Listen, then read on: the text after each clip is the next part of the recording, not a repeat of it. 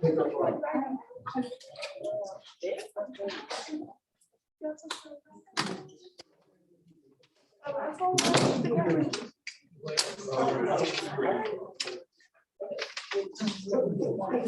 Well, I changed my note.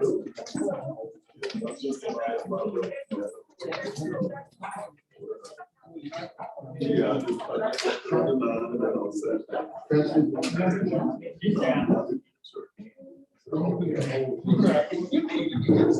Attention. It is now 6 o'clock. Chair, we're called this separate September 21st, 2021 meeting. School board meeting to order. Hope you have been duly notified, and I do confirm. At this time, the chair will entertain a motion to go into executive session for, I think, probably personnel matters. At this time, we get a motion. Mr. Chair. Yes, ma'am. I make a motion to enter an executive session for personnel matters. Second such motion. Motion made by Harris, second by Dr. Harris. To go into executive session. All in favor, show by the raising of the right hand. That will give us 7 on vote. This time, we'll go into executive session. If we're not, go no longer than 6:30, probably gonna be a short one, so don't go anywhere. 10 or 15 minutes at the most. Thank you.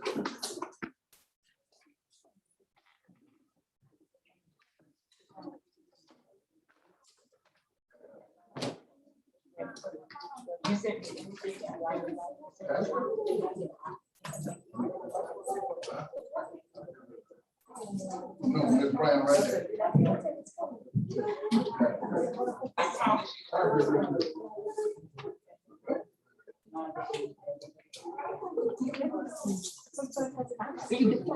there.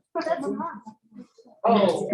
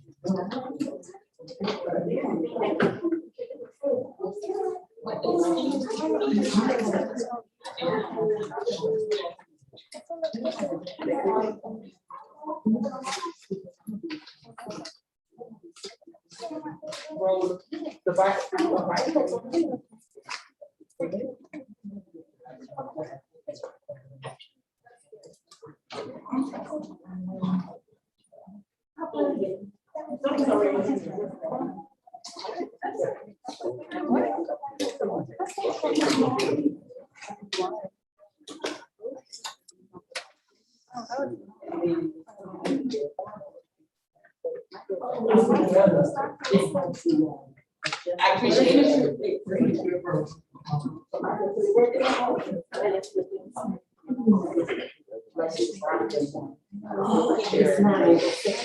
Are you serious?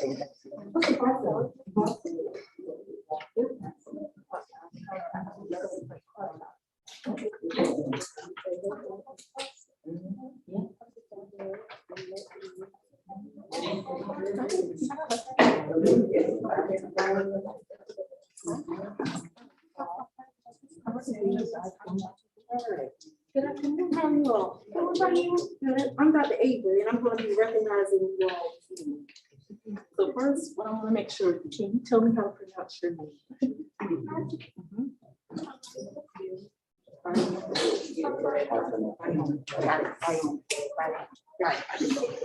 Okay, so don't be mad at me. I did. Okay, but I promise I'm gonna do my very best. All right, Kenzie. Oh, okay. All right. How are you doing? How's high school going? Going back? All right. All right. So Chrissy's not here. All right, we'll wait for him, but he's here. I know. Right. So you might want to cover.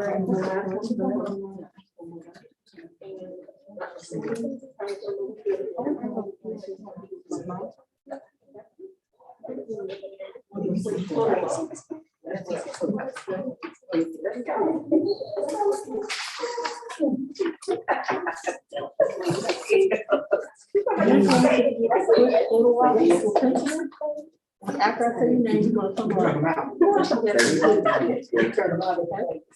All right, and because of this COVID, depending upon how close we have to get, you all may not be able to hear. So I just want to let you know. Just for that.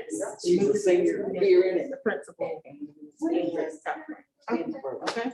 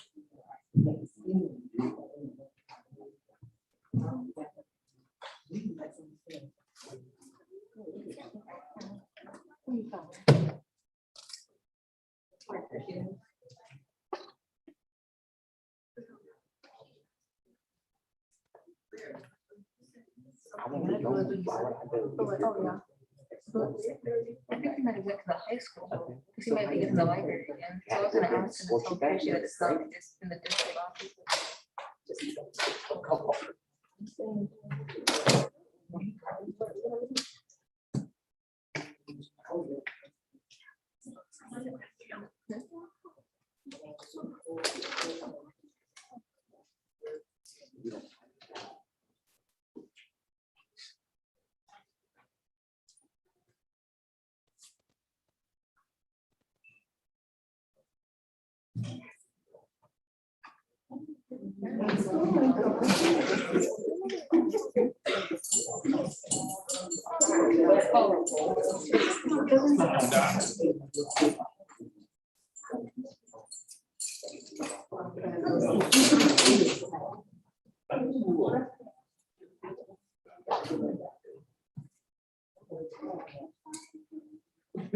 Almost a promise.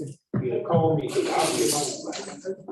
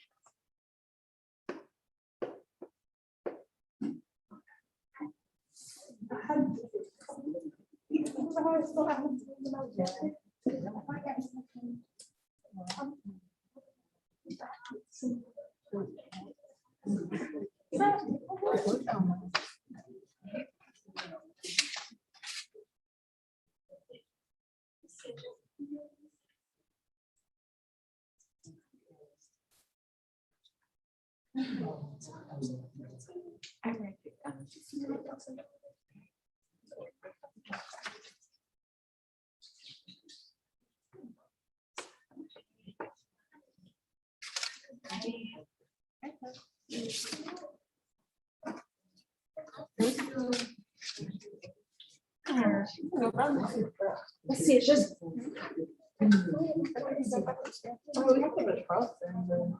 I'm at the range. I want Surrey. Please, I want to cop, but it's like Savannah. I want it. The people in the class, I want to Surrey. And I like waiting to see the race and people like run the class and do the whole color and stuff. Like, Are we gonna be posted? yeah, we're gonna be right there. One of the hotels that they went at the time wasn't booked this time. It wasn't. Well, we can wait. Go differently next year. And plus, you know, that makes it more difficult. Yeah, more difficult to deal with.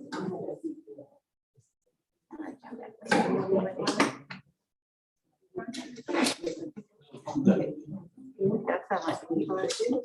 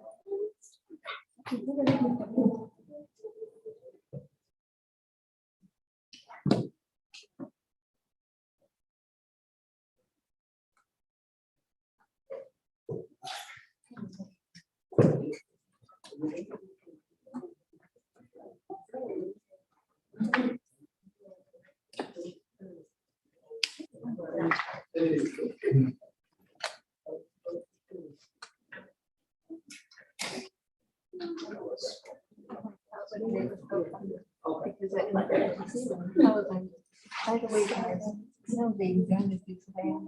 Could they, you know, just start make everyone panic, like, wait, what exam? And they should have known about it. Yes, I told them about it yesterday, and a lot of people didn't listen.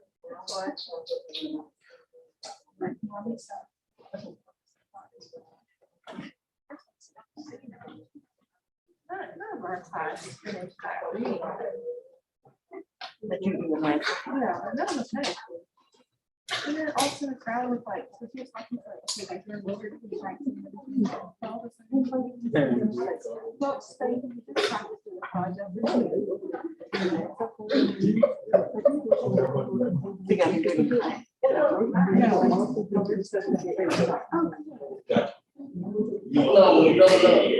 That's perfect. Thank you.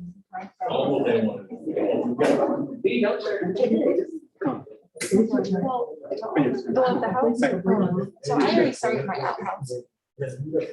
I needed an outhouse. Um,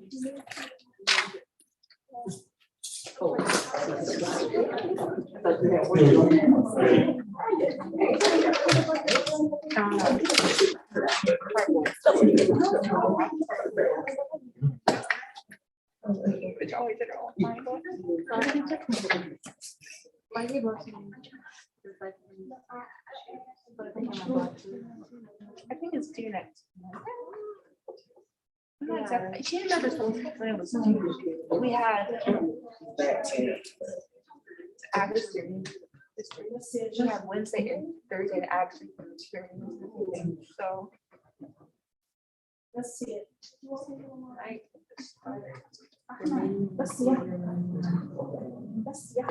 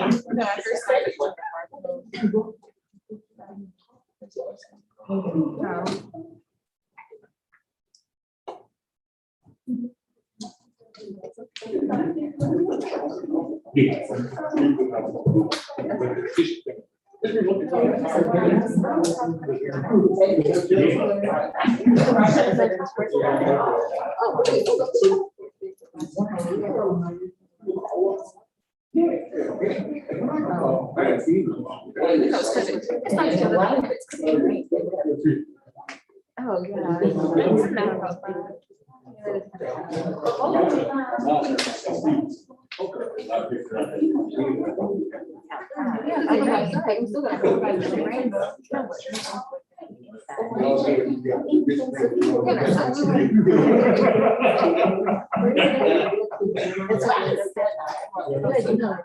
Oh, yeah.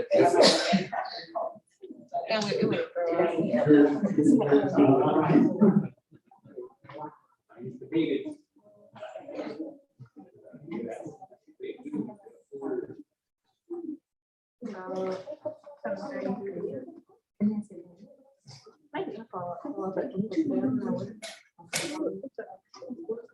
Oh.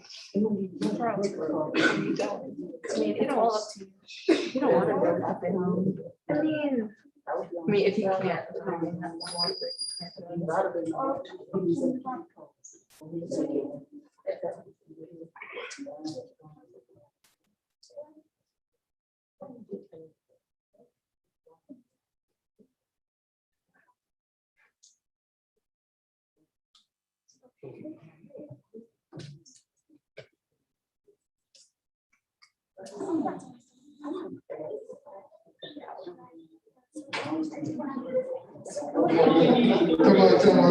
This is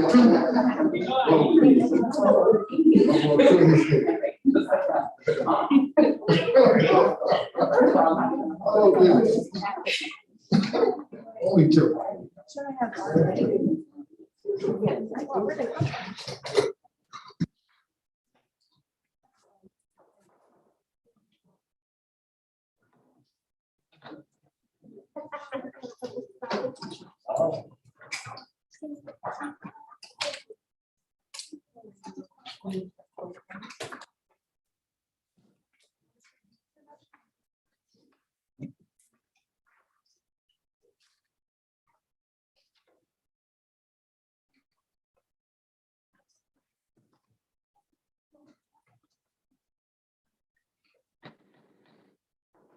At this time, Chair will entertain a motion to exit out of executive session. No action was taken in executive session. Mr. Chair, Yes, ma'am. I make a motion, we exit executive session with no action taken. All right, I think it's Davis got that. Motion made by Ms. Harris, second by Mr. Davis to exit executive session. All in favor, show by raise of the right hand. We have 7. Thank you. At this time, I'd like to welcome everyone to our September 21st school board meeting. It's good to be back, having the public to join us in person.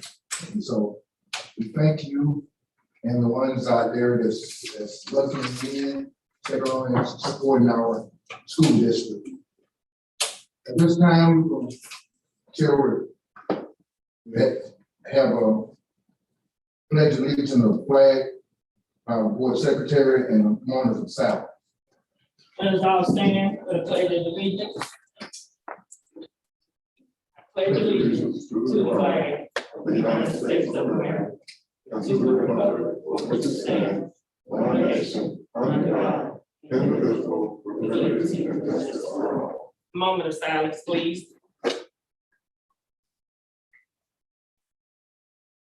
Thank you. At this time, we'll entertain a motion to approve the agenda. Mr. Chair, Yes, ma'am. I make a motion to approve the agenda as presented. Thank you. You have a second? Second, that's most. Motion made by Harris, second by Dr. Harris, in favor. All in show signs of the hand, right hand. We have 7. Thank you. This time, we have public comment. Yes, we have one. Ms. Agnes Knox, Parent Engagement and Conflict Resolution Resource. Okay. Right on up.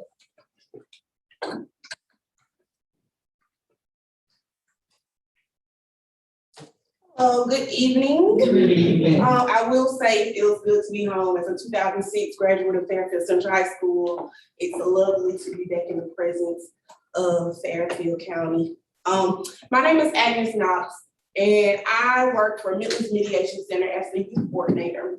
Currently, previously before that, I was a classroom teacher, and it feels good to see students again. And it also feels good to be in the presence of other teachers of the year, as I was one, and a district honor roll teacher. One of the things that I'm doing now is supporting our youth.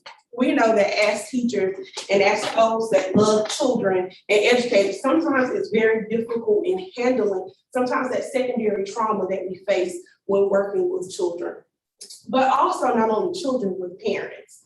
And so one of the things that I've learned with working in the classroom is trying to navigate and manage not only just classroom management, but how we manage conflict when we see it and when we do it. So one of the things that we do at Midlands Mediation Center, we work a lot with community-based collaborative services, but we also have group facilitation and also training and skill building that we offer.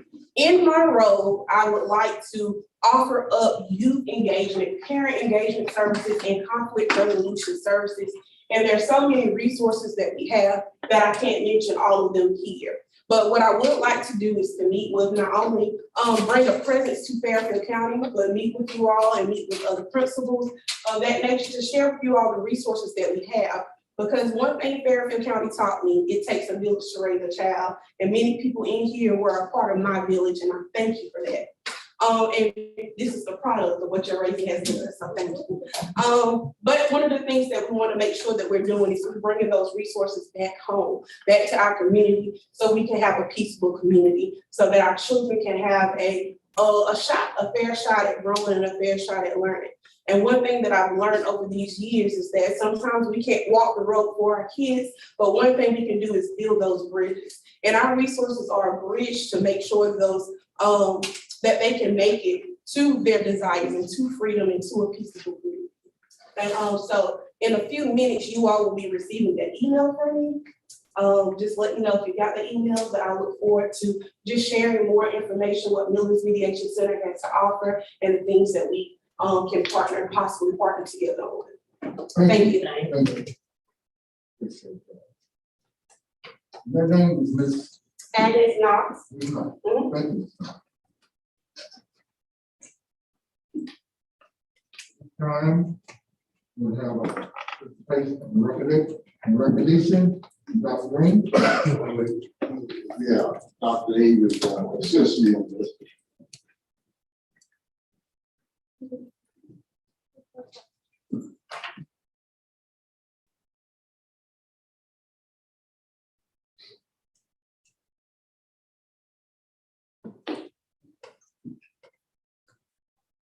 Good evening. Good I'm going to use my teacher voice. Well, first of all, I'm so excited to see some faces here in our meeting here this afternoon or this evening. And I'm truly excited to be recognizing the academic achievements of the following Fairfield scholars on their stellar performance on the state level assessments administered during the 2020-2021 academic year. When I call your name, if you could come forward along with the proud principal. The first student is Ahmed El Bayomi from Fairfield Magnet School.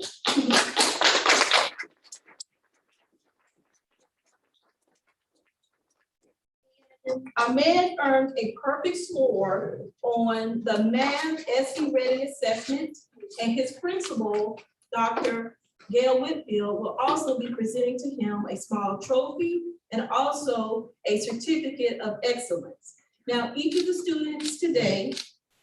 Doctor, could you, it's hard to really know y'all out if you're gonna take pictures. Could y'all just move the mask? Oh, first, remove the mask, so that everybody see that young man right here, he deserves it. Go ahead. Now, each student that will be recognized tonight will also receive, and Dr. Green has already given this token to Ahmed, but each student will receive a special token of appreciation. They have received a $50 gift certificate to Amazon to create their own Amazon wish list. So parents, we ask that you assist your son or daughter in creating their $50 Amazon wish list and submit the wish list to Jackie Wallace, and all the directions are listed on the certificate. So please join me in giving Ahmed a round of applause.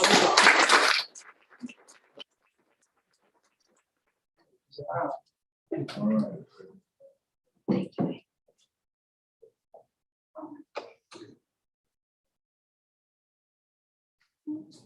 Our next student is Kinsley Green, formerly of Fairfield Middle School and now a student at Fairfield Central High School.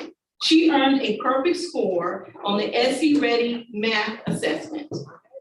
And Mr. Jamie Brunson, proud principal of Fairfield Middle School, will now be presenting her certificate.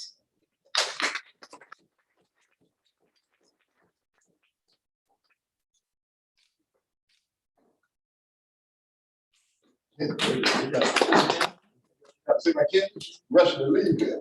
I want to take some more pictures, Ken. All right. Krishi Patel, also a student at Fairfield Middle School.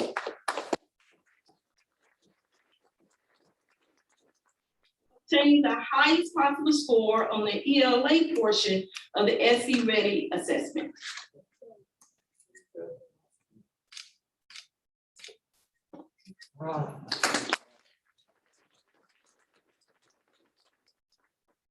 And lastly, but certainly not least, Skylar Truesdale, a senior at Fairfield Central High School, earned a platinum score on the WIN Career Readiness Assessment, which is the highest score you can earn on the WIN Career Readiness Assessment.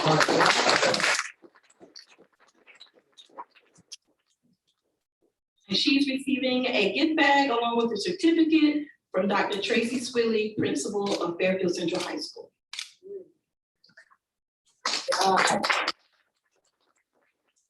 Give all of these students and our scholars a round of applause.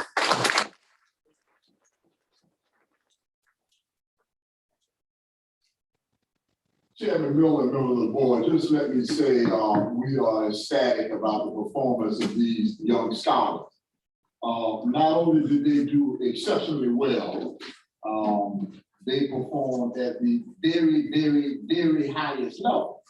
Even in the midst of a turbulent school year, we recognize how difficult it was to navigate this whole COVID crisis, the anxiety that not only represented for our parents, but our students, but these young people were able to persevere. I don't know if I made a perfect score in anything. I've been in school a long time, right?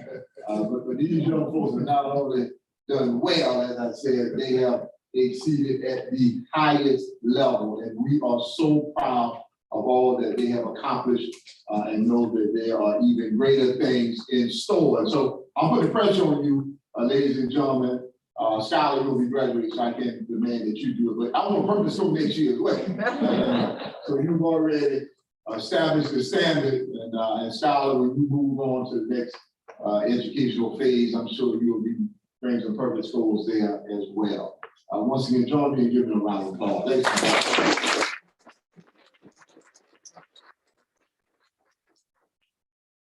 And to the Board of Trustees and our stakeholders, we do plan to recognize additional students in the upcoming months that also demonstrated stellar performance on the state assessments or on their respective state assessments. So this is just the beginning.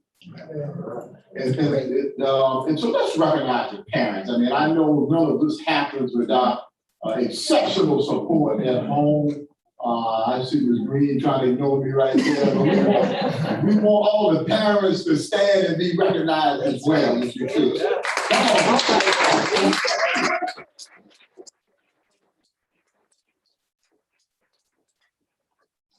Thank you, thank you. Now, moving on to our teachers. Our teachers on last year, as Dr. Green has described, last year was a turbulent year. But still yet, we found some fantastic ambassadors from our classrooms that we're going to recognize tonight as the 2021-2022 District Teachers of the Year. The first teacher, and before I share the names of the teachers, I want to share with you some of the goodies that they have received and what they'll be receiving soon. Our Teachers of the Year received a television from Element as our proud business partner. They received 2 gift bags filled with some goodies. They also received an Amazon wish list for their classroom where they can buy some supplies for their classroom. And then they also have something that will be personally delivered to them that is on the way. And we anticipate delivery to them hopefully by the end of the week. Tonight, they're going to receive a certificate that reads the following: in recognition as an exemplary educator and in appreciation for your daily contributions to the Fairfield County School District. Thanks for all you do to support the scholars of our community and your commitment to enhancing our journey from ordinary to extraordinary. Presented September 21st, 2021, Fairfield County School District, signed Dr. J.R. Green, Superintendent of Schools. So our first teacher this evening to be recognized is Dr. Rolando Carravo, Fairfield Middle School.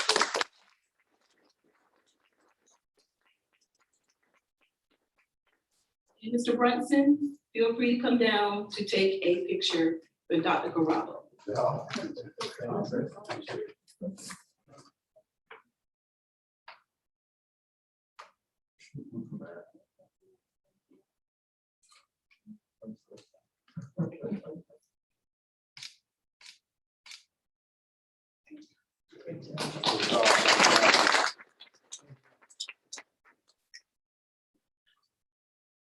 Karen Miller Waymeyers, Kelly Miller Elementary.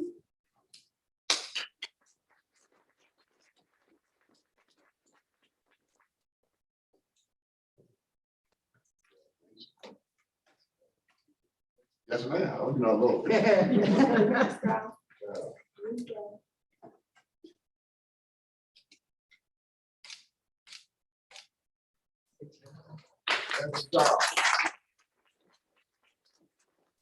Emily Johnson, Fairfield Elementary School.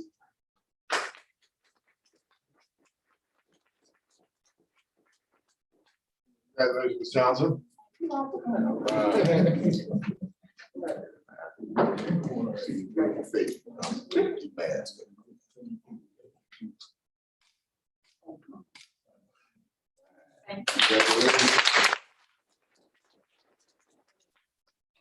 Kathy Lawrence, Fairfield Magnet School for Math and Science.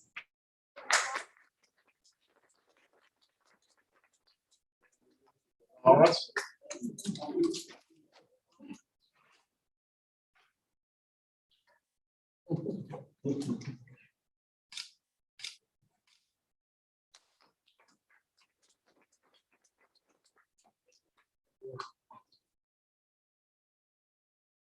Suzanne Taylor, Yeager Elementary School.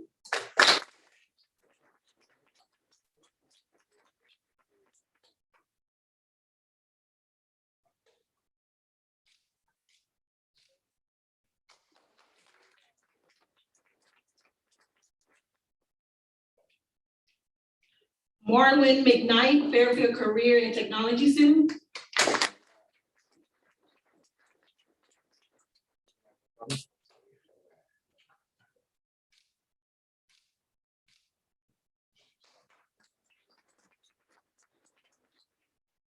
Jill Coleman, Macquarie Liston School of Technology.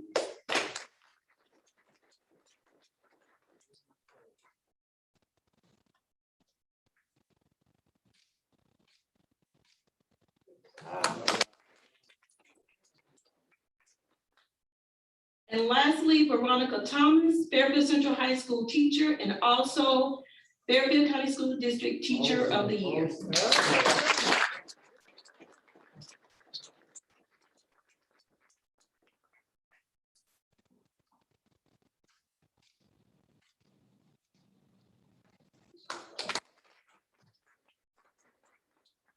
All of our Teacher of the Year, along with our scholars, one final round of applause.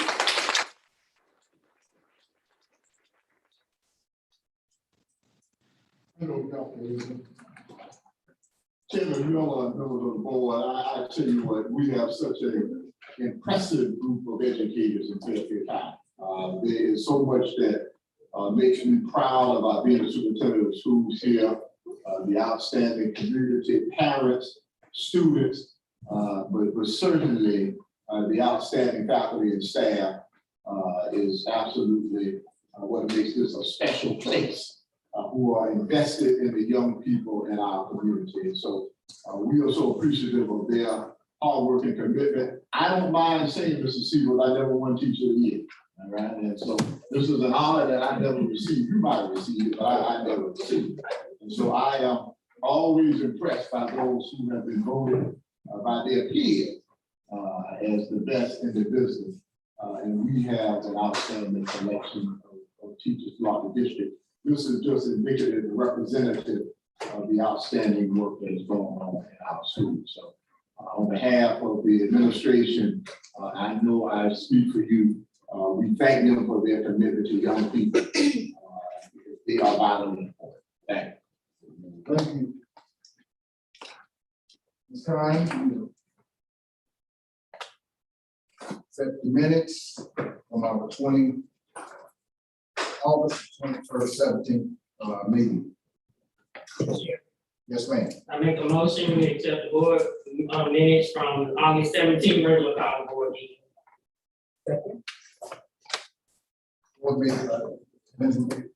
Motion made by Ms. Harrison, second by Ms. Green. Accept the minutes from our August 17th, 2021 board meeting. All in favor? So by raise of the right hand. That would be 7-0. Next, we'll have superintendent report. Thank you, Mr. Miller. So much to discuss, report on. in this very exciting school year. First of all, let me start by congratulating all of our scholar athletes at Fairfield Middle School and Fairfield Central High School who have been doing an outstanding job this school year. You may not know it, but Ms. Green, who just came up to be recognized for earning a perfect score, is also a stellar athlete. She runs cross country as well, and so she's cultivating all of her talents, athletic and academic talents, and so is her sister in the audience as well, who is one of our scholars here in athletes, and I'm sure will be recognized for her later on. The volleyball team is doing a great job as well this year. Tennis was supposed to have a match today. I think it was rescheduled due to inclement weather. The football team will have senior night this coming Friday against Lower Richland High School. If you did not hear about it, we played a 5 overtime game. Right? It's really 5 overtime, 5 or 6. It's 5, yeah. A 5 overtime game against Keene High School, and it was a dandy. I tell you, but we pulled it out. And what was probably most impressive is the young men never gave up. Okay, and there were some dark moments, as you can imagine, we 5 overtime, but they never gave up. And I'm going to give this young man a special shout out, Mr. Matthew Few. They call him, what do they call Matthew? Murph. Murph. I don't know why they call him Murph. All right? But Mr. Matthew Few, who hit the game-winning field goal. And an interesting story. Matthew had an opportunity to win it early and he missed the field. And I said, Matthew, I told my wife, I said, Matthew, you're gonna win this game for us. And we scored that touchdown and they brought Matthew back in. As I told you, Matthew was gonna win it for us. And I know he was just as nervous as he had in a room full of rocking chairs. But nonetheless, Matthew stepped up.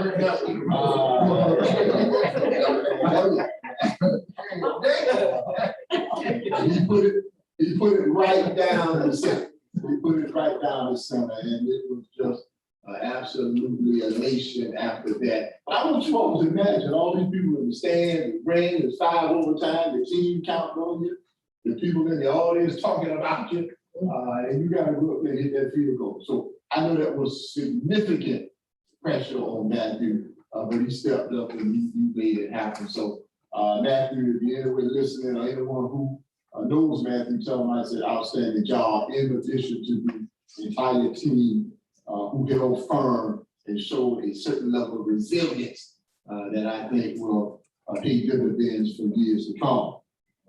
Let me give Ms. Chisholm and the Fairfield Post journalists some recognition. They are doing an absolutely remarkable job.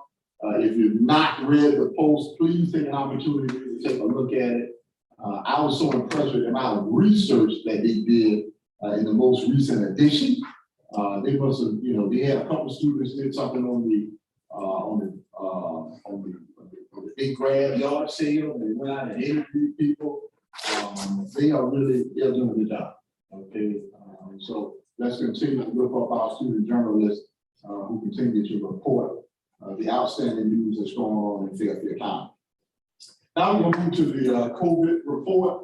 But before, as Ms. Brown is bringing that up, I sent you out an email and indicated that we were going to start reporting all the COVID data on the district website on a weekly basis.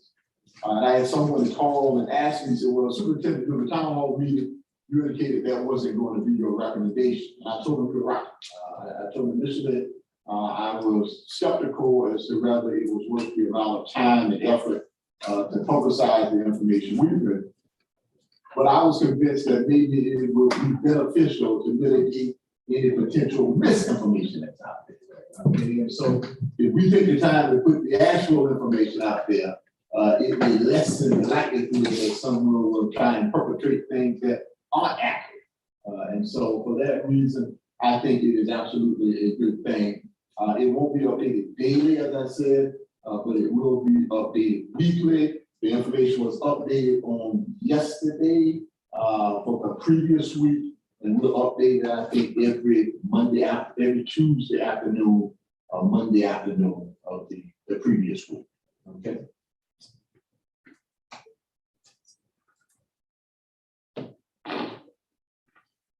of all, I want to just give us a little background information. We hear these terms, isolation and quarantine, and I probably have mentioned this one time before, but I want to differentiate the difference between the two. When we say a student is in isolation, that means a student or staff member has tested positive for COVID-19.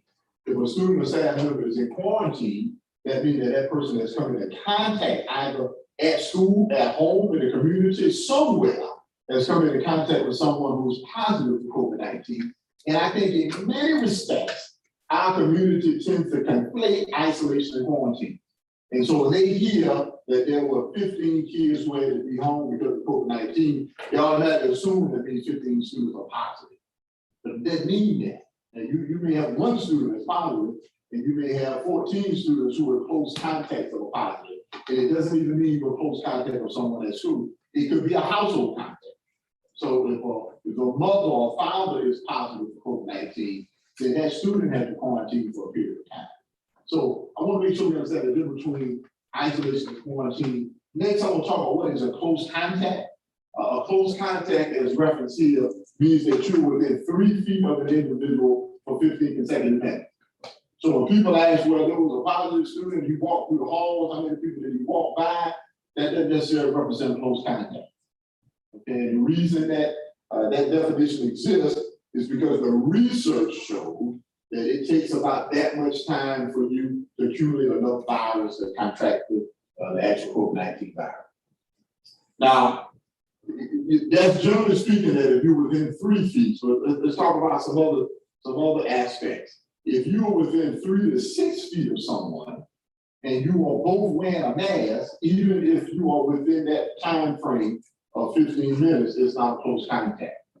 So that's the value of wearing masks, that you can be within 3 to 6 feet for 15 minutes or more, but if both parties are wearing masks, it's not considered a close contact. If you're more than 6 feet, then it's not a close contact at all. I had a parent call me earlier this week saying, well, how can you determine who's a close contact and who's not a close contact to them? And the honest answer is, it's not an exact science. We have to go back, do contact tracing. We have to speak to students, we have to speak to staff, and we have to use a certain level of judgment. As you can imagine, if someone comes to us on Thursday, says that I've tested positive, now we have to retrace their steps, not only on Thursday, but on Wednesday and on Tuesday, to determine who they were around, how long they were around that person, the distance between them and that person, and no one's walking around with a stopwatch or a tape measure. All right. And so it requires a certain level of judgment that the nurses, teachers, students, administration have to make. So the first thing we do, particularly with a high school student, is tell me who you were in the presence of over the last 2 days. Well, I was with this person at lunchtime, I was with this person before school, I was with that person after school. I sat here, I was there. So it requires some research. All right. So when people say, well, you don't always respond the same to a positive, the answer is no, you do not, because it depends on what the contract tracing reveals. Okay.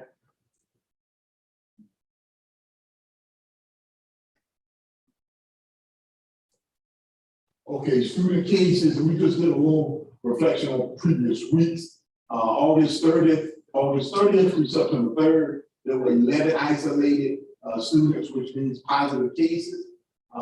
And that particular week, there were 163 quarantine students. Okay. September 6th through September 10th, we had 12 isolated students, once again, which means positive, and there were 79 quarantine students.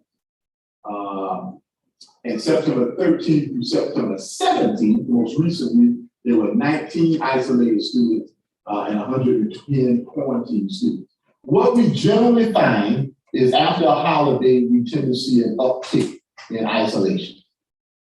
People go to cookouts and whatnot. And so we saw the same thing after Christmas break. We saw the same thing after Thanksgiving break.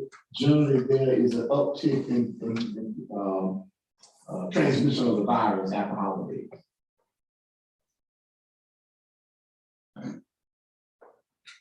Staff cases, August 30th through September 3rd, 3 isolations, 2 quarantines, September 6th through September 10th, We had 5 isolations and 4 quarantines. In the most recent week, September 13th through September 17th, 7 isolations and 5 quarantines. What has become very, very consistent, the overwhelming majority of people who are testing positive are not vaccinated. And as much as we talk about breakthrough cases, there are some breakthrough cases, but the overwhelming majority are not vaccinated. Quite honestly, I can't recall a single student who has been vaccinated who represented a breakthrough case. So every student that I'm aware of, and I think that's probably a function of a couple of reasons, who has been vaccinated, I don't recall any breakthrough cases with students. There have been some with staff, but it's still the minority. The overwhelming percentage of positive cases occurs with individuals who are not vaccinated. So we continue to encourage all faculty, staff, and students over 12 to get vaccinated.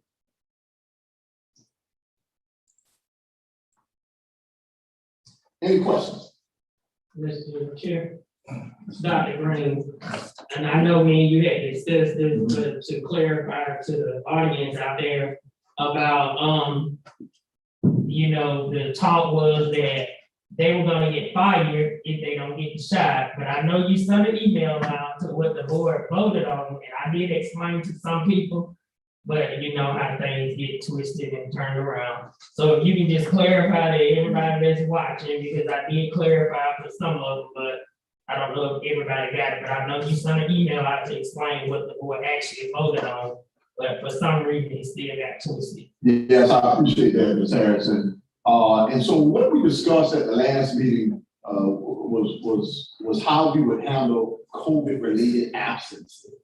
Okay, and rather the district would cover COVID-related absences, or employees would be required to use their own personal days if they were out as a function of contracting COVID-19. And what we agreed upon is that the district would cover COVID-related absences for vaccinated employees, but unvaccinated employees would have to use their personal data. There is no mandate or requirement that anyone be vaccinated. No one is at risk for losing their position, but we see this as an incentive for individuals to get vaccinated. You know, I had a conversation with a staff member just this week who contracted COVID-19, who was experiencing some pretty significant symptoms. And she told me that, you know what, I was already talking about how I needed to get vaccinated, but contracted COVID before she was vaccinated.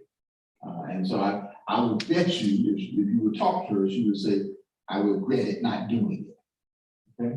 And so we are trying to provide incentive for staff members to do it. Now, you know, so many questions, rather that is discriminatory in terms of providing this incentive to vaccinated individuals and not to unvaccinated individuals. But my position is if we were doing a bonus, as some districts are doing, to get vaccinated, only the vaccinated individuals would receive the bonus.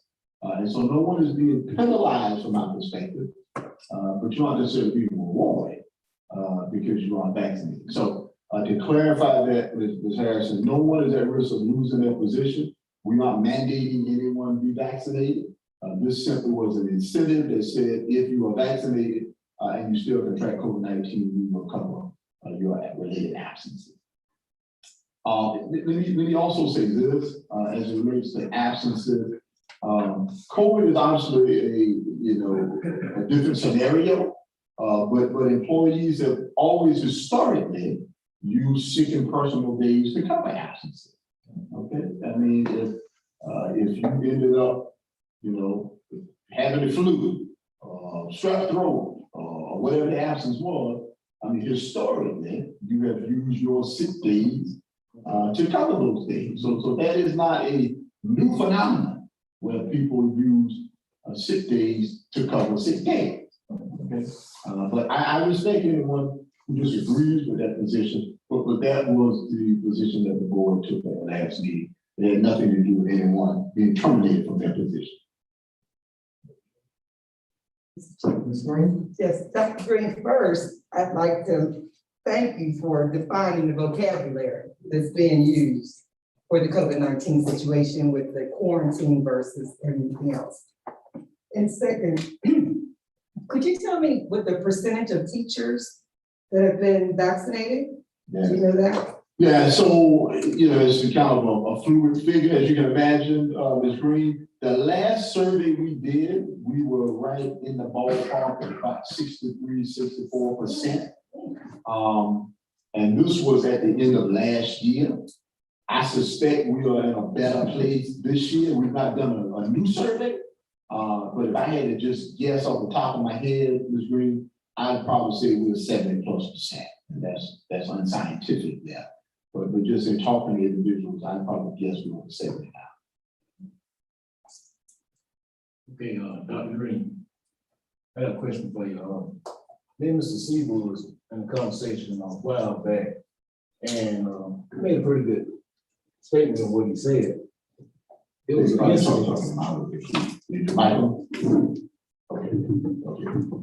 incident where a teacher had taken vaccination, but they had to reverse it because her body couldn't sustain the vaccination. So the question was, how do we have a situation like that if someone can't be vaccinated?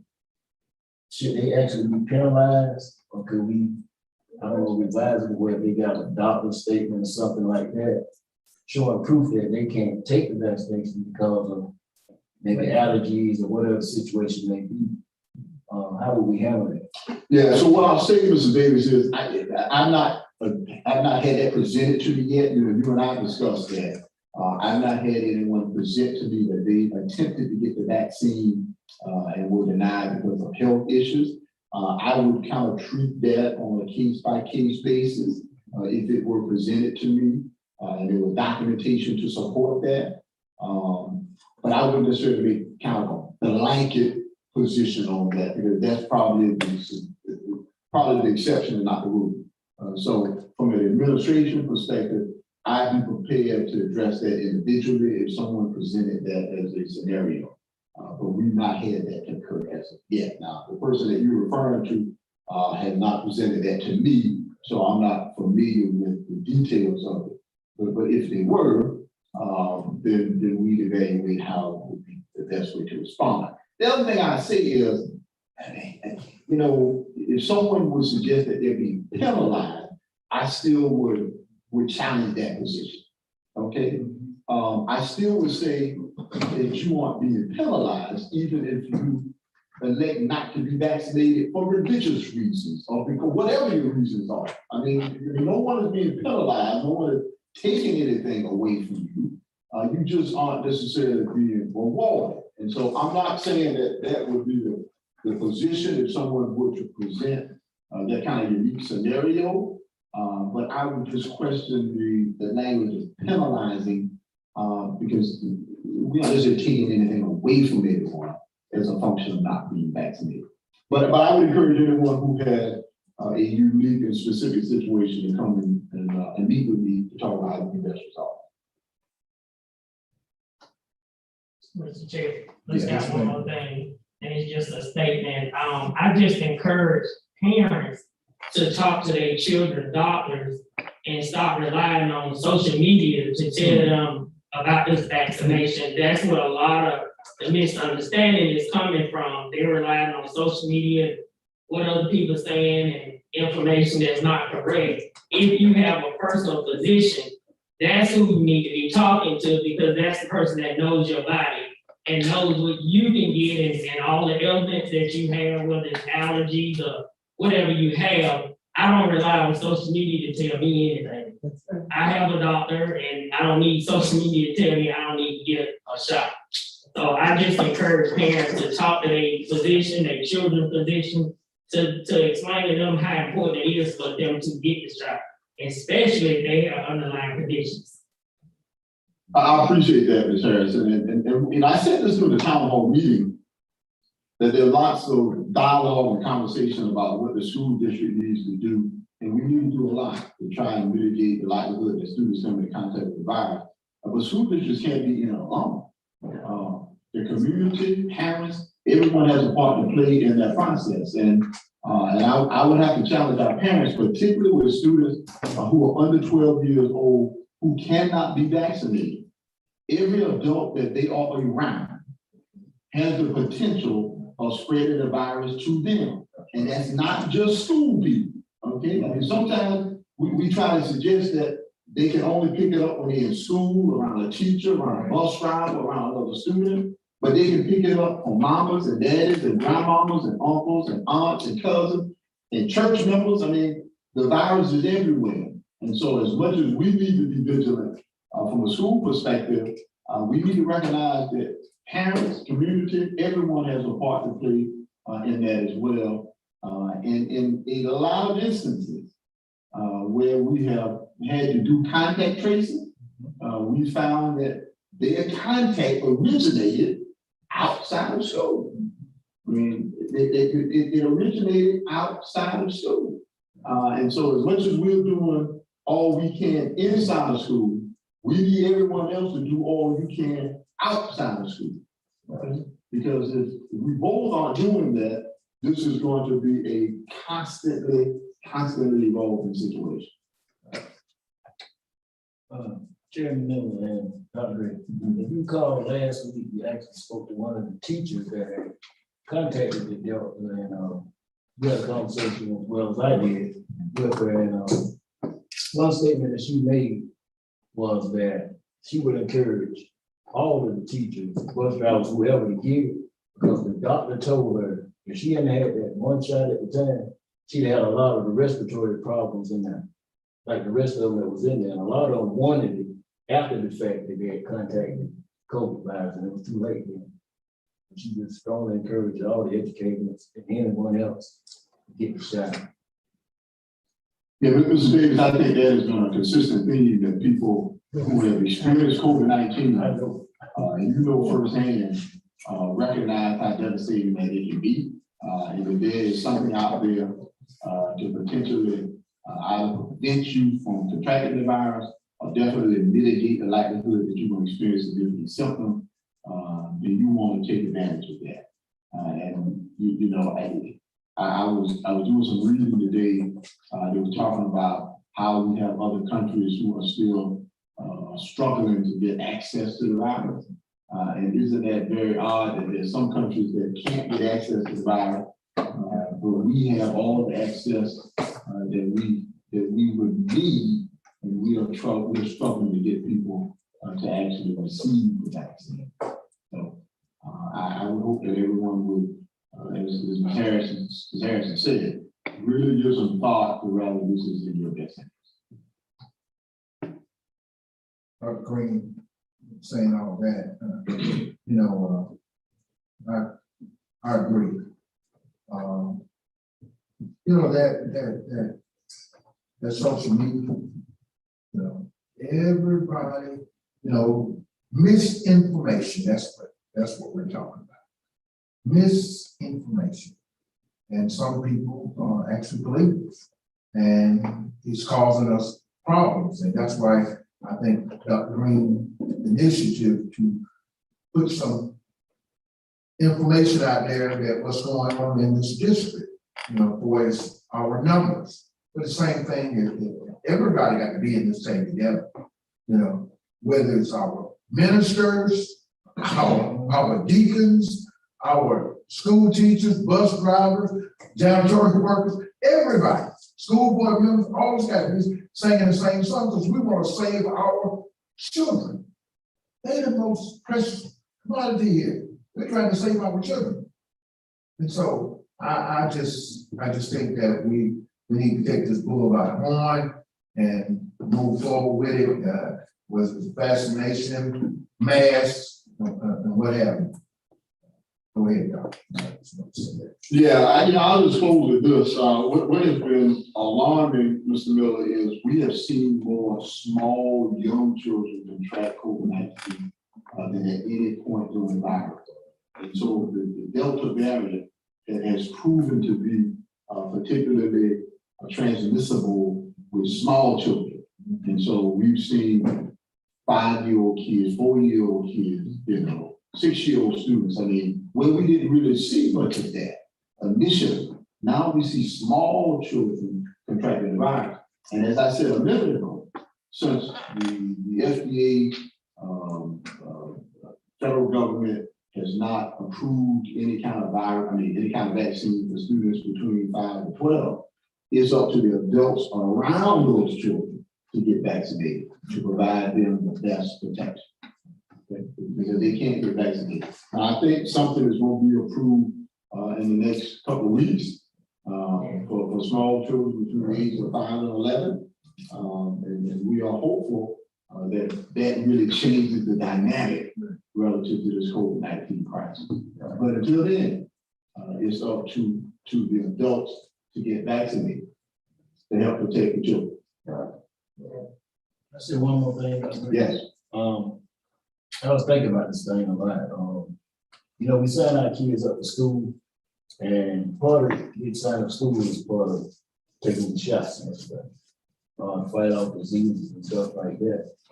We do that to keep our kids safe, but we won't do it for ourselves, keep ourselves safe as well as our children. I don't understand it, because one thing they say is they don't know what's in it. When we sign up to school and they tell us what's in them shot, we don't really know that, but we give it to our kids. So my point is, you know, you can give it to them, put your child life at stake. Why can't we make a sacrifice for the children and ourselves? Now, I appreciate that, Mr. Davis. You know, I was having a conversation today with someone when we were talking about, you know, vaccine hesitancy. And I reminded them that we've been taking vaccines for students for a long time. I mean, we were taking measles, and mumps, and polio, but now all of a sudden there is, you know, this significant hesitancy around vaccines, and so it is a bit perplexing that we're having this much conversation around vaccines now, particularly with people who have been taking vaccines all their lives. And so if you took the measles vaccines and mumps vaccine and polio vaccine and every other vaccine, I'm still struggling to see why now you don't want to take the COVID vaccine. So, you know, people who have not historically been anti-vaxxers, for lack of a better word, are now opposed to the vaccine only as it relates to COVID, but we have been, we've participated in vaccines before. Okay, so it's something we'll continue to speak on and promote, because I think that is really the key to us getting back to normal. I think as long as we have a large percentage of the population unvaccinated, I think new variants will develop. And right now we're talking about the Delta variant. They've already mentioned there's a mu variant. I think the virus will continue to mutate if we don't eventually say we're trying and treat it like we treat it. You know, when was the last time you heard of people contracting polio? It's a long time. Or the mumps. I can remember I had the mumps. When your face and jaws got all big, you don't see people get the mumps anymore. And chicken pox and measles and all these things. The vaccines have really changed the dynamic. And people who I guess don't remember chicken pox and mumps and measles and all of these things because they've had these vaccines, I think it'll be the same scenario if we don't embrace vaccines the way we did a long time ago. All right, and the final thing that I have speaks to our quarantine protocols. You can put that up on this ground. I sent some information out relative to our quarantine protocols. The gold standard from CDC and DA is that if you are a close contact for COVID-19, that you quarantine for 14 days. CDC and DA gave some alternative quarantine options. And that was to do a 10-day option or a 7-day option. Okay? We have implemented the 10-day quarantine option for those parents who are willing to abide by the requirements. So let's talk about what the requirements are and some of the concerns that we have even with moving forward with this option.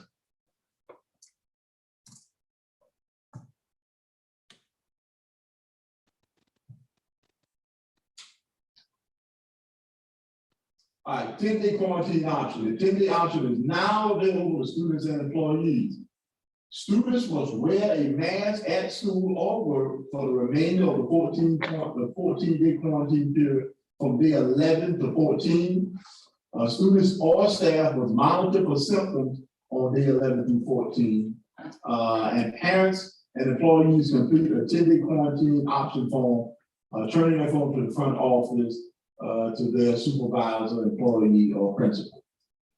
Now, we do not have a mask mandate. So if someone agrees to abide by the 10-day option, that means they are agreeing to wear a mask on day 11 to day 14. A principal already asked me the question, what do we do if someone signs an agreement but doesn't wear a mask from day 11 to day 14? If they don't, we're gonna call parents and say, we're gonna take away the 10-day option. And you have to serve the entire 14.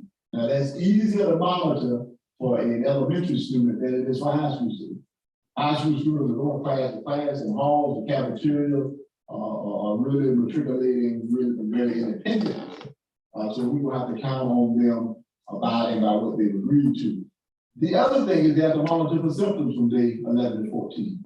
That means if you begin to experience any kind of fever, symptoms, and body aches, loss of taste or smell, all the symptoms associated with COVID-19, you're supposed to let us know that you shouldn't be there.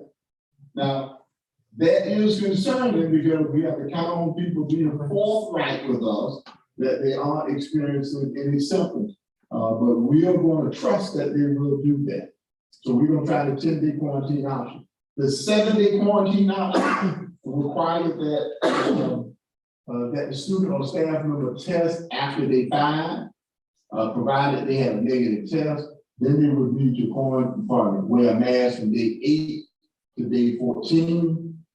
We discussed that, me and the lead nurse and the staff, but we elected to forego the 7-day option because we just felt it was too risky at this time, but move forward with the 10-day option.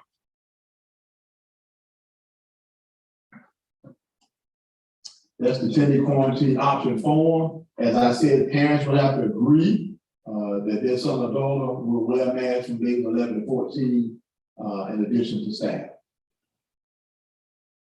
Any questions about the 10-day quarantine option? Mr. Chair, Dr. Green. Yes, ma'am. I'm kind of suspecting that's probably gonna change by December because of the new variant, and it's very alarming with the number of people that's not been vaccinated. But I agree with that, and if they follow by the rules right now, but I suspect we probably gonna make some changes closer to November and December because listening is the doctor that come on and try to explain stuff. It's very confusing right now because of the amount of people that's not being vaccinated. Yeah, but Sarah, I'll tell you, this is not in stone. We decided to move forward with the 10-day option to try and mitigate the amount of time students will be out of school on quarantine. We want to do all we can to have them back in the building and benefiting from in-person instruction. But it requires that we work collaboratively, as I said earlier. That means that if we implement the 10-day option, you have to mask as you have been asked to, and you agreed to, and you have to continue to monitor the symptoms. And if you know you're in day 11 and you have a loss of taste and smell, you shouldn't be coming to school. All right. Okay. If you know that you have a body aches and it's day 12, you shouldn't be coming to school. Okay. And so we're going to have to count on students, parents, and the community to assist us in this process to create this 10-day quarantine option and make it successful.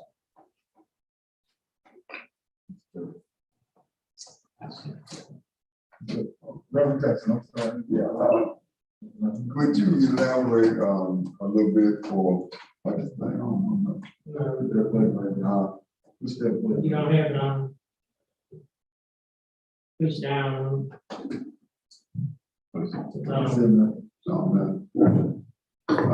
On the amount of time and we're talking about 10-day options. So what happens with the homework and so forth? Last year we went into the virtual, but now what is it, emails? What is it? Yeah, so a very good question, Pastor Jackson. You probably recall there was lots of conversation around this concept we call dual modality. That means that teachers are teaching students in person, virtual at the same time. Our instructional program on last year involved a lot of dual modality. And so students could be in class on Monday in an in-person environment, go out on quarantine and just log on to the class on Tuesday and not necessarily miss an instruction. The General Assembly really limited our ability to do that this year. And so what we're doing now is, if a student is out on quarantine, we are recording the lessons at most of our sites. We are putting information in the Google Classroom for them to complete. We have contracted with tutors to provide support with them in the afternoon. But the primary way that they're receiving instruction is through recorded lessons. So what happens, Pastor Jackson, is if there's a lesson that is given on Tuesday, the teacher records that lesson on Tuesday, you view that lesson on Wednesday. And so we don't violate the proviso relative to dual modality instruction, okay? The teacher still communicates with the students via Google Classroom. We still put things in Google Docs. There's still tutors who are checking on the students to ensure there are no issues. So we're doing lots of things to accommodate those students, but we are doing what we did on last year, which is that teachers have to consistently teach students in person and students who are virtual. Okay. No questions? My thing is, Dr., is this gonna be online for through our district website to go in and all the parents can go on and understand the policy? Yes, it's online. Okay. Yeah, it's online and they send it through Parent Square. Okay, good. They'll know.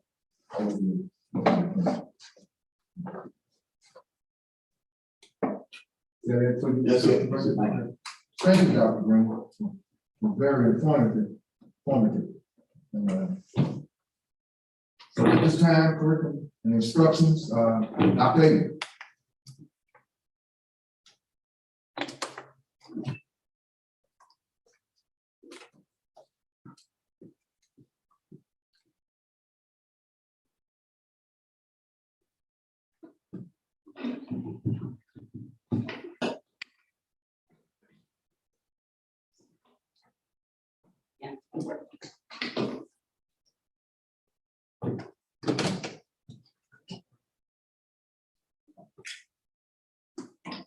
Good evening again. I am before you this evening to share with you the assessment update from the 2021, 2020, 2021 school year. And when I had an opportunity to kind of reflect upon what last year was like, I kind of thought about a couple words. The first was atypical. The second one was unusual. The third was unpredictable. And the last one was interesting. If I were to pose that same question to my leaders and to my teachers, I think they will all agree that last year was unusual, atypical, unpredictable, and interesting. And through the pandemic, in the midst of the pandemic, our students still were required, or let me correct myself, they were still administered the end of the year summative assessments in grades 3 through 8, along with some subject and content assessments were administered to our high school students. And so before I share the results, I kind of wanted to give you some context and a lens to view the data that I'm going to share with you this evening. Now, districts and schools should use caution in the interpretation of assessment results for the school year, which was last year, due to testing conditions as a result of the pandemic. These results should not be interpreted in the same way as results from other school years. Consider how the conditions, and I want to emphasize the word conditions for learning, disrupted by the pandemic may have impacted student performance. And the State Department of Education submitted a waiver to the United States Department of Education, which in many ways put a pause this year on the assignment of school report card ratings. So if you were to take a look at the school report card ratings at this point, you will not see a school rating issue for each respective school based upon their test scores and based upon their graduation rate. So we got some grace there.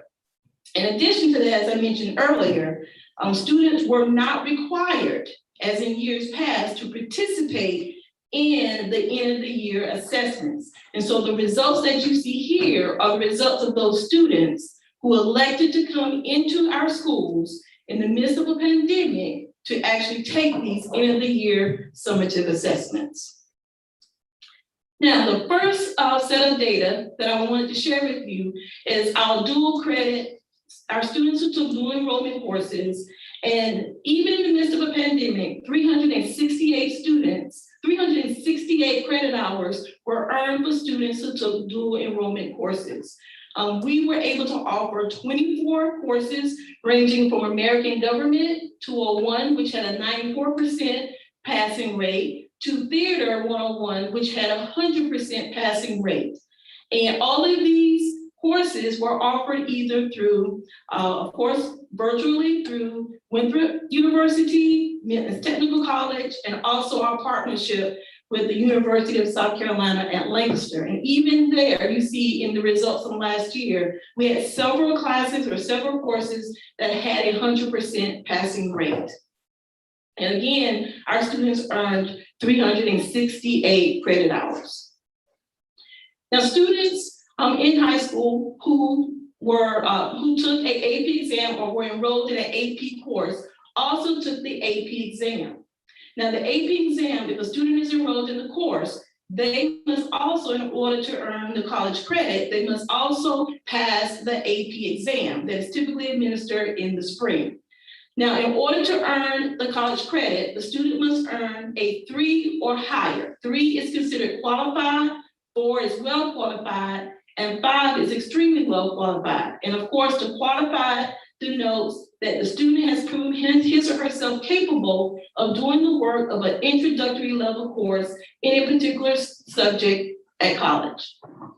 Now, last year, we had a total of 59 total exams that were administered. They were AP exams. We had 9 students, a total of 9 students to earn a 3 or above in US history. For calculus, we had 7 students to earn a 3 or above. Calculus BC, which is one of the most rigorous courses, we had 4 students to earn a 3 or above. And we had 1 student in biology who sat for the AP exam to earn a 3 or above on the biology AP exam, with a total of 21 students who earned a 3 or above. In addition to that, we also had 2 students to earn the highest score of a 5 on the AP exam in calculus and on the US history AP exam. So even in the midst of the pandemic, the atypical, the unusual, and even the interesting year that our students encountered, we still had students to rise to the challenge to do well on this advanced placement exam. Let me just add something about AP scores. Very often people look at any score less than a 3 as unsuccessful. And while colleges require a 3, a student who even is exposed to the AP course benefits from that. Any student who is taking an AP course will tell you, whether I made a 1 or 2 or 3, by the time I got to college, I recognized how beneficial that experience was. And so even a student who makes a 2, I can almost assure you they'll go to college and almost ace that next course because of the exposure they had to that particular subject matter. So for us, the value, the benefit of the AP course is not simply whether you made a 3 or better. That's what we're talking about now. But I would have as many students as possible be exposed to the rigor of the AP course because that's going to prepare you when you go to college. Thank you.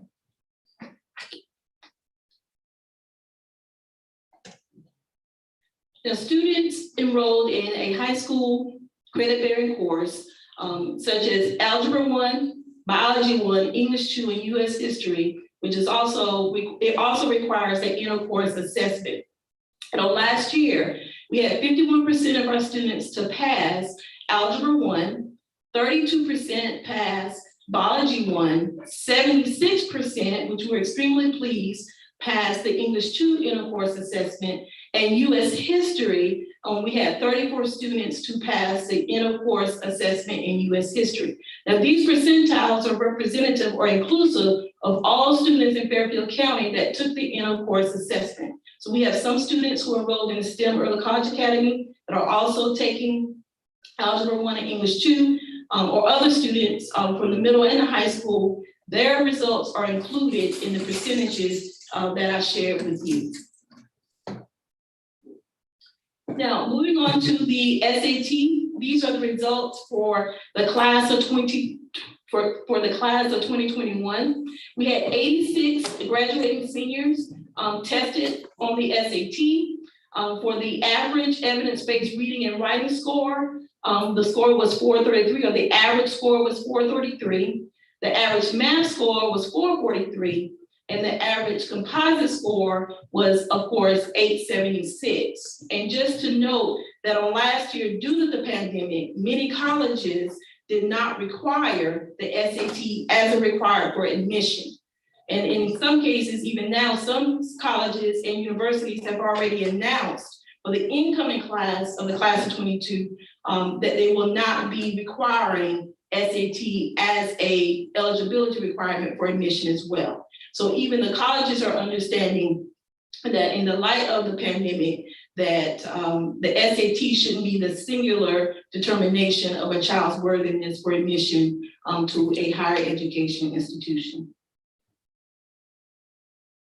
Now, the WIN Career Readiness Assessment, as you all saw this afternoon, we recognized one of our own, and she's the singular one student who earned a platinum certificate level on the WIN Career Readiness Assessment. We had 4 students to earn a gold, 57 students earned a silver, and 29 students earned a bronze level certificate. And this career readiness assessment is in many ways part of the Ready to Work assessment program, and allows students to have a certificate to show their employer, to show that in fact, they are in fact ready to work. And so many of our students can benefit for taking this career readiness assessment to show potential employers that they are in fact ready to work.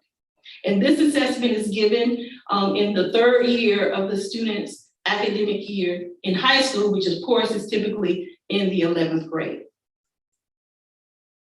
Now, the graduation rate. Now, I will admit, and I think that Green probably had a bigger heart attack than I did when we saw the graduation rate, but we recognized that last year was unusual, it was atypical, and it was quite interesting. And I say that to say that, of course, as you can see from the data, our graduation rate from the previous year dropped 10 percentage points. And when we saw this, we recognized the fact that our kids, our Fairfield County scholars, our Fairfield County babies, they do better in a face-to-face environment with our teachers and our staff. Because many of our children need that one-on-one personalized attention. We need to be able to look in Joseph's eyes and tell him, we know you can do it. We know what's going on at home. How can we support you? Because on last year, we had a lot of our kids and parents who were afraid to send their kids to school. And because of that, that impacted our graduation rate. And you'll see shortly, it impacted our assessment results for our elementary students. But we do recognize as a result of this, that the COVID-19 pandemic impacted our graduation rate tremendously. But we also knew that because our kids were not in the classroom with us every day on last year, that of course, this was one of the reasons why our graduation rate declined significantly. Now, SE Ready assessment, which of course is given to students in grades 3 through 8. We had 31% of students in ELA scored meets and exceeds, which was no change from the test that was given 2 years ago. And in math, we had 25% of our students were meets and exceeds. And we do recognize that that was in fact a decline, but we also recognize that we we see this as baseline data, and we see some areas after we dug deeper into the data that we need to address. So we do know that we have to recover some content, some standards, but our teachers along with staff are working diligently to recover the learning that students lost on last year as a result of the pandemic. Now the SC PASS data, which is administered to students in grades 4 through 6, we saw in 2019, 38% of those students scored meets and exceeds, whereas in 2021, 30% scored meets and exceeds as well. And again, we recognize that there was a decline in our science results. And again, we use this data to help push us forward to help our students master those science standards along with our college and career readiness standards in ELA and in math. Dr. Let me just say something about meet and exceeds. What the State Department of Education in conjunction with the Educational Oversight Committee has done is to define meets and exceed as on a trajectory to be college ready by the time you leave high school. As you can imagine, that is a very interesting prospect to determine that a kid, for example, in 4th grade is on a trajectory to be college ready by the time you graduate 12th grade. And so the standard that the state has set for meet and exceed is a relatively high bar. Okay, so very often when people say, does that mean that a student really struggles to read or can't do math? No, that doesn't. Okay, the standard and cut scores that they have established to determine whether a student is meet or exceeds is a very, very high bar, but it's based on the concept that this student is on a trajectory to be college ready by the time he graduates from high school. And what is often frustrating is that those cut scores can be adjusted at any time, okay? And so the Education Oversight Committee determines what those cut scores are. And what we have historically found is when students begin to do too well, or too many students are meeting and exceeding, then we make adjustments to the cut score, okay? So I think it's always important to recognize that how those scores are set and what exactly they mean. Thank you. Want to conclude in summary, again, to kind of summarize our district achievements that we are in fact proud of.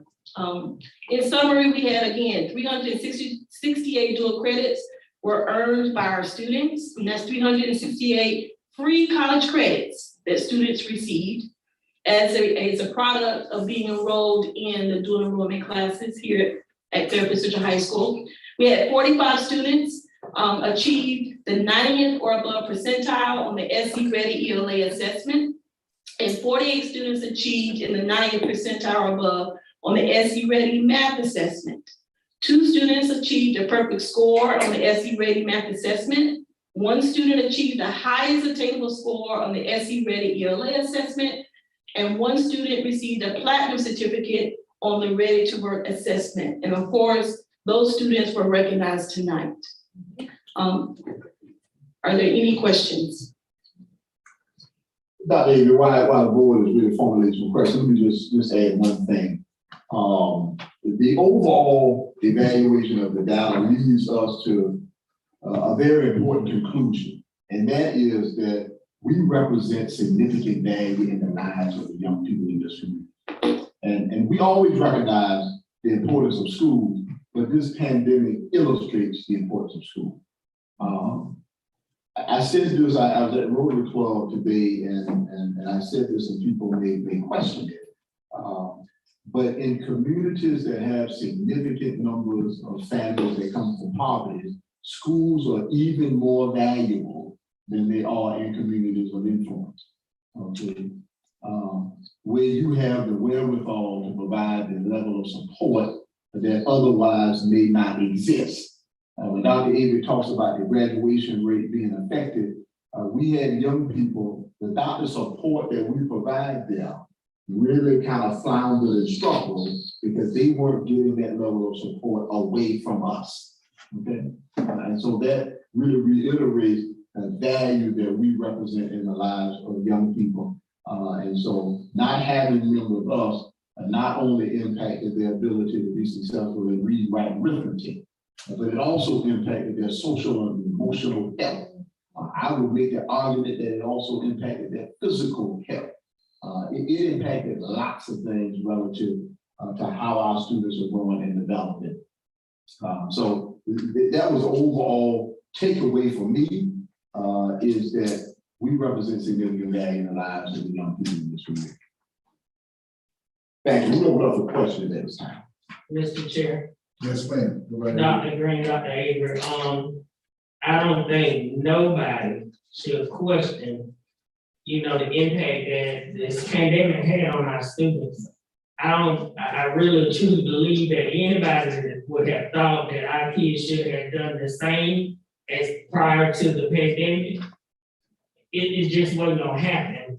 So I knew it was gonna be an impact, but I think, you know, overall, they did the best they could. Everybody did the best they could. And me and Ms. Green was having a discussion, which I don't read that paper, and they wrote an article. Well, you know, you can write the article all day long, but anybody and everybody in the country, the pandemic hit everybody. Every student, everybody was impacted by that.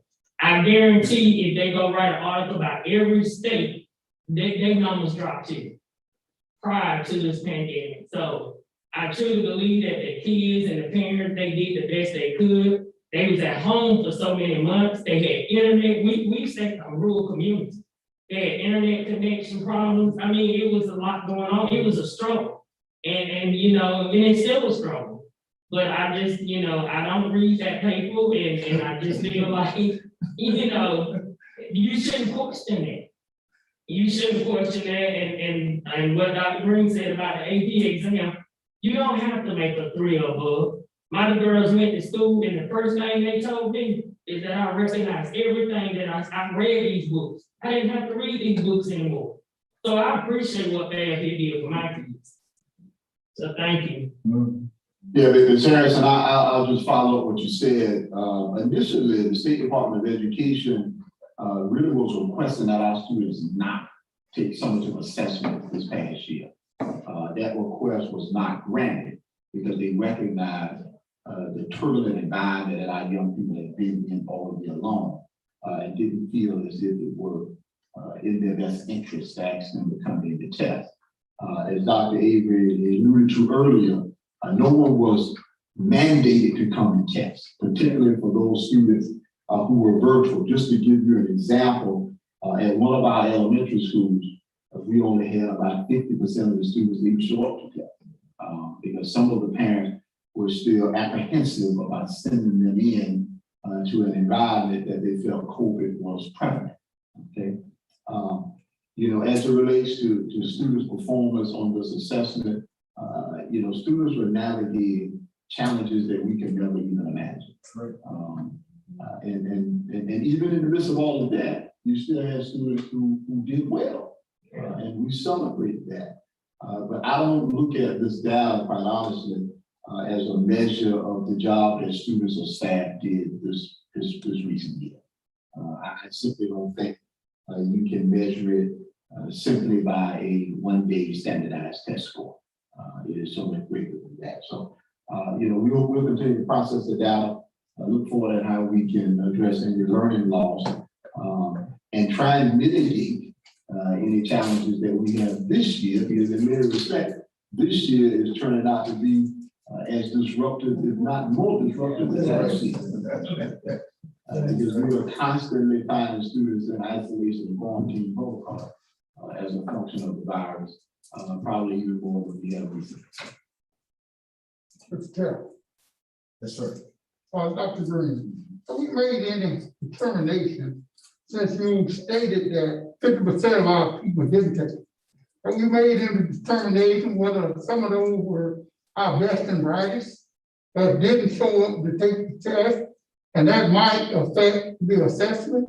If we had more of our best and brightest Right. stay home rather than come and take the test. So I don't see how this can be a determination as to how well we are doing. If the test was not mandated.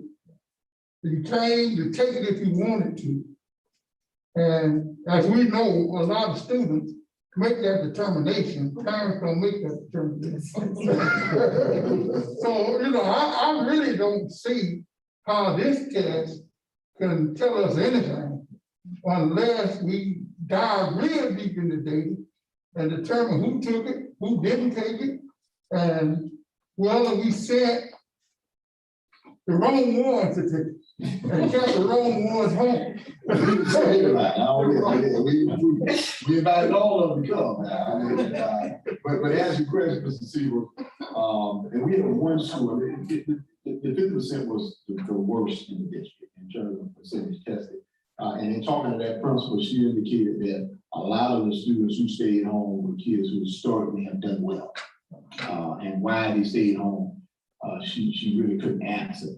So I can tell you, particularly for that school, it did adversely impact their results because lots of the students who had historically done well elected to stay home. And a lot of that originates from fear of what will happen if I report to school. And sometimes you get a circle of people who kind of start having that dialogue. And when I said, I'm not gonna send my child, and then you said, well, I'm not gonna send mine either. And then your friend said, I'm not gonna send mine either. And then it just kind of snowballed. So I think that definitely had an impact. I can speak specifically by one school. And the other question, Mr. Seaver, in addition to what Ms. Harrison discussed earlier in terms of all the challenges that students had, we have to wonder how focused students were even in completing the assessment. I mean, because here it is, you have a student who may have been virtual all year long, who's been leveraging the instruction, and we say, hey, we want you to come to school on this day to take the test. We have to really question how invested they were in completing the assessment successfully versus just going through and finishing. So there were so many unknowns, as you said, Mr. Seaver. That's why the State Department put that statement on all of the report cards that were released. So what Dr. Avery read wasn't from us, that was the State Department saying, you should not compare these results to years past because there were so many dynamics at play. I think that is a very fair assessment. And Mrs. Seaver, just to follow up to your question, when I went back to 2019, we had 98.9% of our students to participate in standardized testing. Last year, 84.5% actually tested. So that's a huge difference from where we were in 2019 at 98.9% who tested versus 84.5%. So we almost had 15% as compared for the previous year who elected not to test. As Dr. Green said, once we looked at the data, we realized again, Fairfield's a small community, and when the Fairfield telephone chain starts calling, people are not sending kids to school because of, again, their fears. Any more questions? Okay, we will go with the textbook. Okay.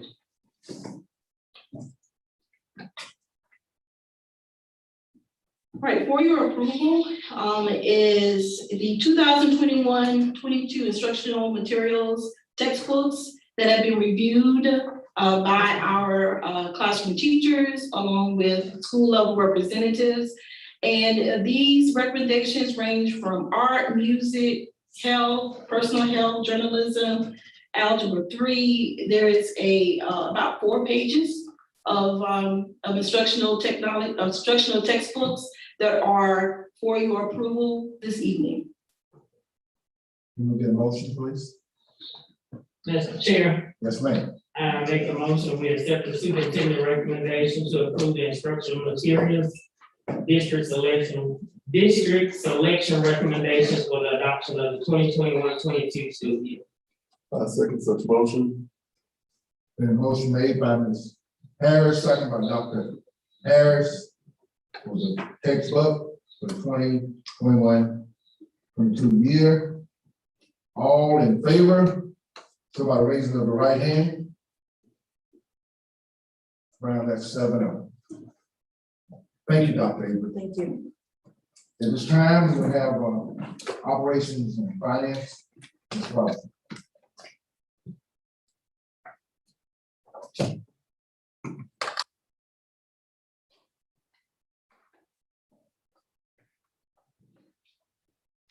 Good evening. In the board report, you have the finance report for the month of August. For board review, I will tell you this report is in line with what we would expect this time of year in terms of the revenues and expenditures, and really the bulk of the story will be told, I'd say, after February, once the bulk of our tax revenues come in. The report's there for your review.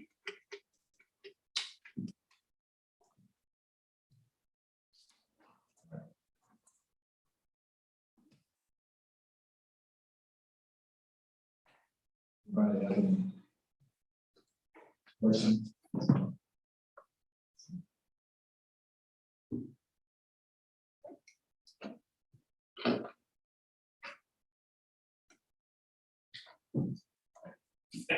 Thank you, Ms. Robinson. Human resource, Ms. Sower.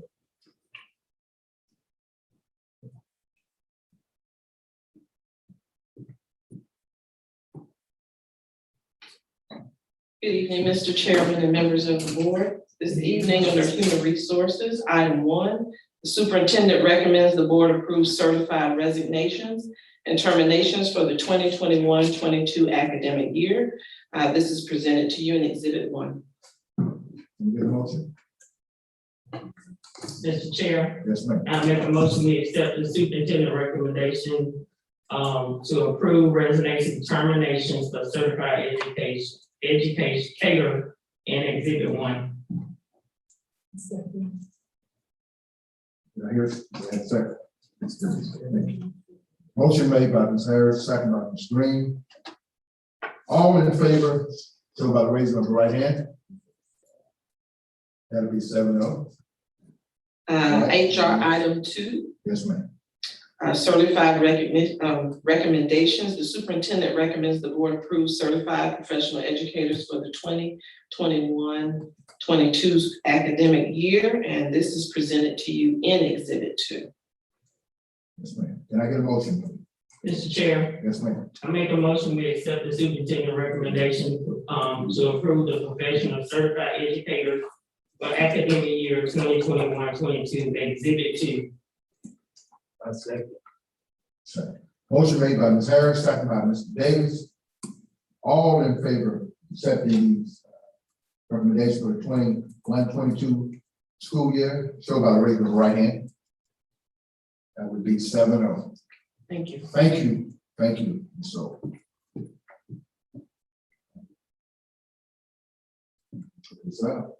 Next, we have the board report. I just wanted to just say a few things on regards to I know Ms. Brown sent out the different our state meetings to all the board members. So please get them in as soon as possible so she can have them. And I think we got one in December. We got one in February. And as well as the national school choose to do so. Okay. Also, just piggyback a little bit on the COVID. Just asking all the board members and meet with your communities. You know, got to get the word out. You got to get. We talk to our pastors. Talk to well. Let's try our best. Talk with our ministerial line. And that don't matter. Just let them know that we want to get our kids vaccinated and we want to wear our masks. You know, some have not opened up yet, churches, but still you can call them and they do things personally. But this time I wanna ask any board members, do they have any announcement that they wanna make, anything outside? Mr. Chair, Yes, ma'am. I just want to thank whoever provided the mask. I really appreciate it, nice mask. And also, the Democratic Party will be having a fish fry. It's on the 28th, supposed to be at Walmart from 4 to 7 that evening. So I guess she left a message for me. They supposed to be getting the flyers out, and I'll share it with you on the sheet, send it out to everybody that can come by. And I think they're gonna try to do a voter's registration and have somebody out there talk about COVID-19 vaccination and stuff like that too. Thank you, Ms. Harris. Any more? Chairman Miller. Yes, sir. Dr. Green, my fellow board members, back in April, I didn't really make any type of announcement or anything, but I was asked to serve on the Fairfield County Food Bank, which I opted to accept the position of, and it made me purchase a food pantry truck. So what we try to do is not just serve the people in the city limits and the county, but we want to reach out to the rural area. So we purchased the truck to be able to go to different areas throughout the county to provide meals for ones in need. So on 9/29, we'll be at Bethel United Methodist Church at 6688 Highway 269 in Winsboro. We still have some more events that'll be coming up. So I keep the board informed on the dates and the areas that we'll be in. So if you know anyone that needs any type of assistance, food, anything, we'll be in those locations. Thank you. Any more announcements? Anyone? Can we get adjourned? I make a motion to adjourn.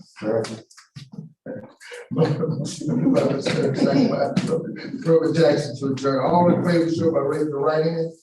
That would be 7-0. Thank you and good night. Yes, sir. You don't even know if they're gonna allow, I mean, people, she just wanted to know.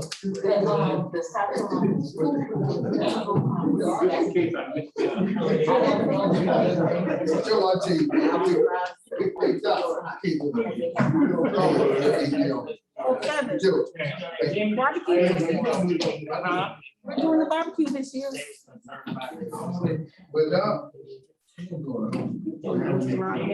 It wasn't any people, so they weren't able. We were FaceTime. You going from?